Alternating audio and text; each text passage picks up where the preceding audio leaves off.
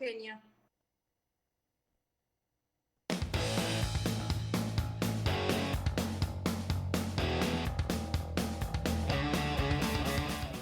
Bueno, nuevamente en Like a las 10, 30 de la TD o 22 de Supercanal HD. También te invitamos a que nos sigas en nuestras redes sociales, @Like a las 10 y @Universidad. Y estábamos nosotros repasando, bueno, efemérides que han sucedido en este mes, y el 19 de agosto es el Día de la Lucha contra el Síndrome Urémico Hemolítico, y vamos a hablar con un especialista. Sí, ya está conectada con nosotros María Eugenia Piñolo, médica pediatra del Hospital Universitario. María Eugenia, ¿cómo te va? Muy buenos días y muchas gracias por recibirnos. Hola, ¿qué tal? Buenos días. Agradecida a ustedes por el contacto y por recordar las efemérides en salud. En particular, este es un tema del que se habla mucho últimamente, o al menos se pronuncia un montón, pero ¿estamos realmente informados acerca de este síndrome y sobre todo de los cuidados que tenemos que tener? Bueno, primero ponernos un poco en contexto.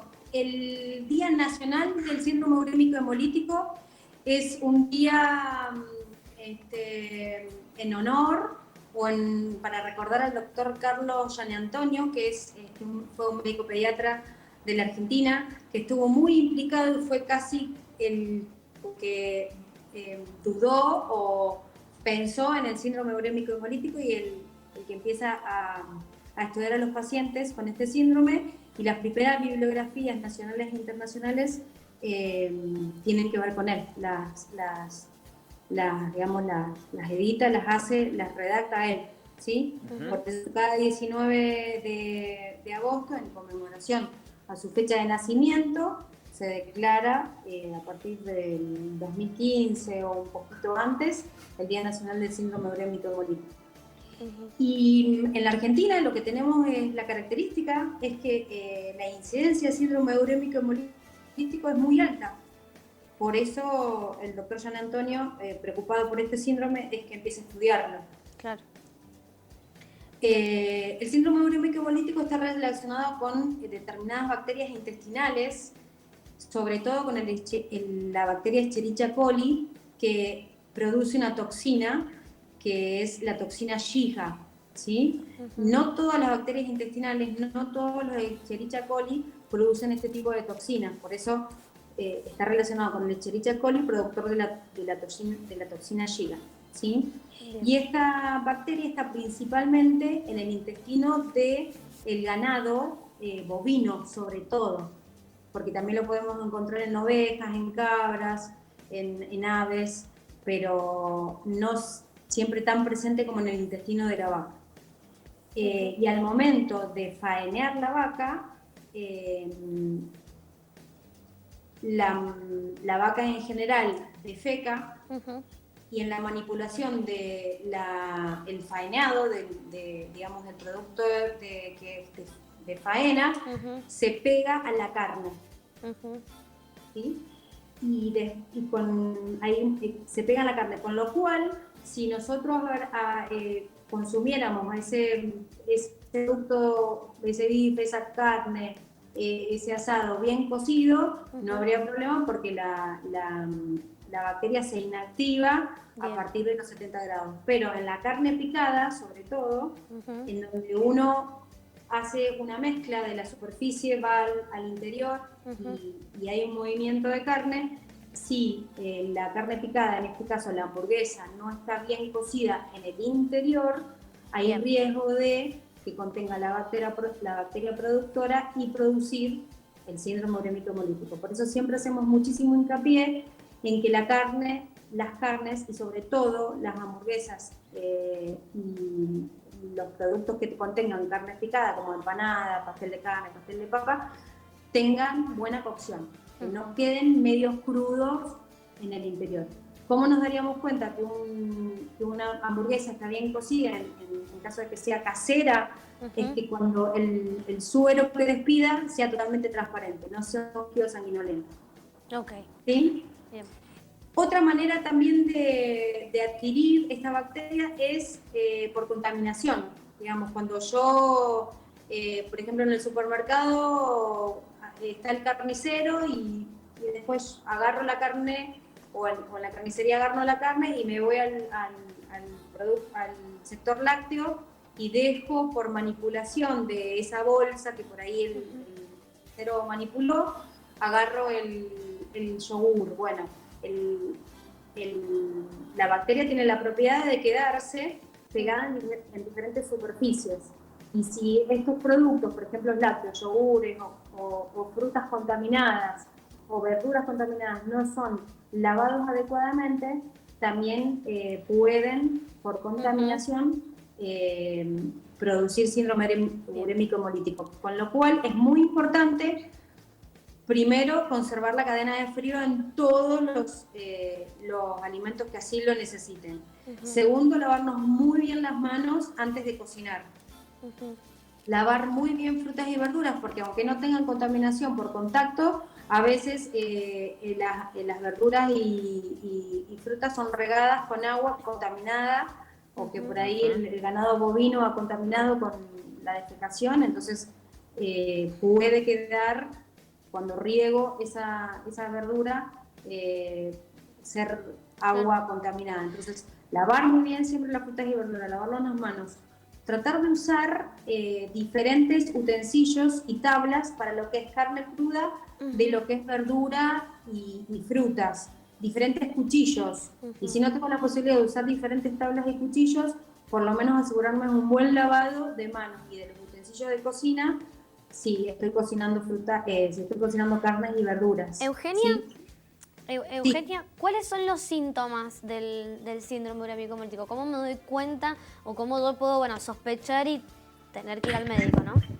Perdón, se me cayó el teléfono. Sí, no pasa nada. Los síntomas después de haber ingerido la bacteria aparecen a los 3 o 5 días. En general empieza con un periodo previo que nosotros llamamos prodromos, que pueden ser dolor abdominal, vómito, decaimiento y diarrea. Y la diarrea, en la mayoría de los casos, 80-85% de las veces se asocia a sangre. O sea, uno no hace nada más que materia fecal, sino que también produce materia, digamos, la deposición viene con sangre. Y esto es producto de que la Escherichia coli produce una lesión en el intestino, y entonces es lo que se llama la diarrea sanguinolenta o hemorrágica. Con el transcurrir de los días, el decaimiento es mayor, puede aparecer fiebre y produce una disminución por ruptura de glóbulos rojos. Por eso es síndrome urémico hemolítico. Hemolítico se refiere a que hay ruptura de glóbulos rojos, los glóbulos rojos empiezan a disminuir en nuestro organismo y eso se manifiesta a través de mucho decaimiento y palidez, tanto de piel como de mucosas. ¿Sí? Y también afecta a las plaquetas, cursa con plaquetopenia, que son las plaquetas encargadas son las células encargadas de producir la cicatrización de las heridas, el coágulo sanguíneo.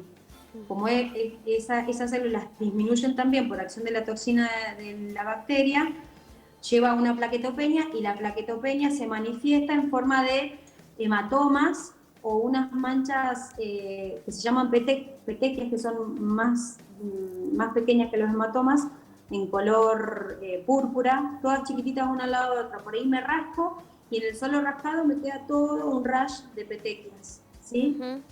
Por la disminución de las plaquetas. Y esto lleva, todo esto que les estoy mencionando en forma secundaria, afecta el sistema nervioso central, con lo cual puede aparecer irritabilidad, somnolencia, convulsiones, afecta todo lo que es el páncreas, también todo el gastrointestino, afecta el corazón y sobre todo afecta a los riñones, siendo la causa más importante de insuficiencia renal aguda y la segunda causa más importante en el país de insuficiencia renal crónica. Por eso es tan importante tener en mente este síndrome y las formas de prevenirlo. María Eugenia, ¿y el diagnóstico más allá del clínico se obtiene solo con un análisis de sangre? ¿Es sencillo? El diagnóstico es clínico. La bacteria en materia fecal desaparece más o menos a los 7 días, con lo cual para cuando vos tenés los síntomas y lo empezás a sospechar, por ahí no rescatás la bacteria en materia fecal. Después hay estudios más específicos en donde uno puede detectar la bacteria en sangre, pero que no siempre están a disposición o no siempre se hacen o son muy caros. Entonces por eso se dice que con la sospecha de haber ingerido algo que no hubiera estado bien cocido o algo que hubiera estamos dudando que haya conservado la cadena de frío, y con la sospecha clínica y el cuadro clínico y los análisis de laboratorio, ya tenemos más diagnóstico, tenemos un diagnóstico probable, y en estos casos siempre se internan, ante la sospecha siempre se internan por la evolución potencial que pueden llegar a tener. Sí. Entonces por ahí decimos que el diagnóstico es más que nada clínico. Bien, excelente. Eugenia, y una vez ya diagnosticado, ¿cuál es el tratamiento? Y el tratamiento es de los síntomas. Se maneja la hidratación, se maneja la hemólisis de los glóbulos rojos, por ahí necesita el paciente transfusión sanguínea, transfusión de factores de la coagulación, una dieta específica para seguir protegiendo ese riñón. Estando internado el paciente, el tratamiento es específico de los síntomas. Si hay convulsiones, tratar las convulsiones, el posible edema cerebral que se produce.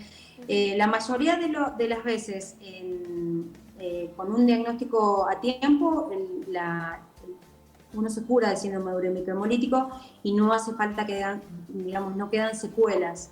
La incidencia, la tasa de secuelas es baja, 3 a 5%.